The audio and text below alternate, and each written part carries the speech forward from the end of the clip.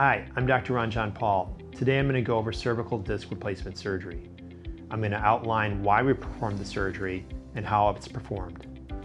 Before surgery, I spend a significant amount of time reviewing your MRI scans, x-rays, going over your physical exam findings. We also want to understand your overall goals. This is all part of the planning process. It helps me determine whether cervical disc replacement is right for you and allows me to tailor the operation for your specific anatomy. Although cervical disc replacement can be an excellent option for many patients, it is not appropriate for everyone.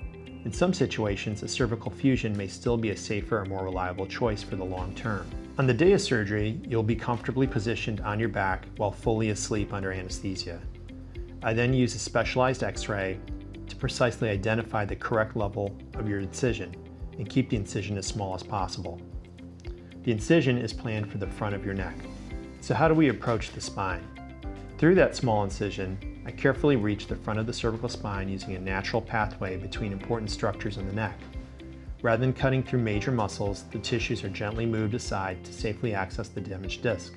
Once I reach the spine, the damaged disc is carefully removed.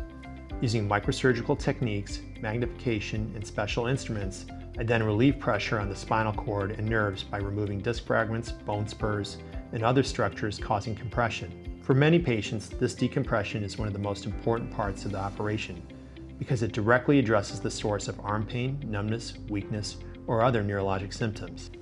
After the pressure on the nerves and spinal cord have been relieved, I carefully prepare the space for the artificial disc replacement. The replacement disc is selected based on your anatomy and positioned using real-time X-ray guidance to help ensure accurate placement.